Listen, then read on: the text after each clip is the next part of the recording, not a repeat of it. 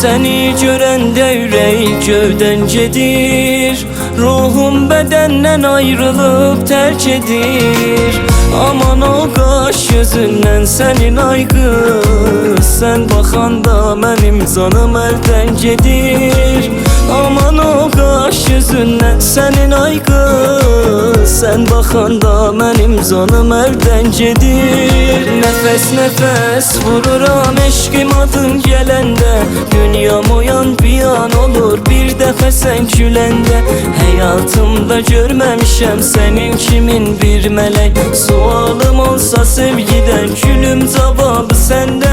Nəfəs nəfəs vururam eşqim adın gələndə, dünyam uyan bir an olur bir dəfə sən güləndə. Həyatımda görməmişəm sənin kimin bir mələk, sualım olsa sevgidən gülüm cavabı səndə.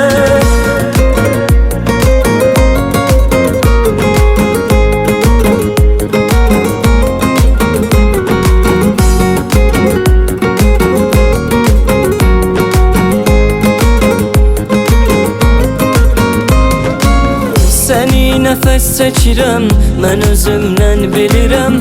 Desələr kimdir gözəl, səni məsəl çəkirəm. Mənim istəkli yarım, aşirin dil xanım, sənə heyrandır ürək, gözü ceyran xanım, gözü ceyran xanım. Nəfəs nəfəs vururam eşqim adın gələndə, dünyam uyan bir an olur bir dəfə sən güləndə.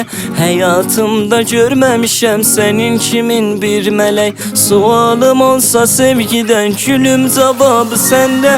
Nəfəs nəfəs vururam eşqim adın gələndə, dünyam uyan bir an olur bir dəfə sən güləndə.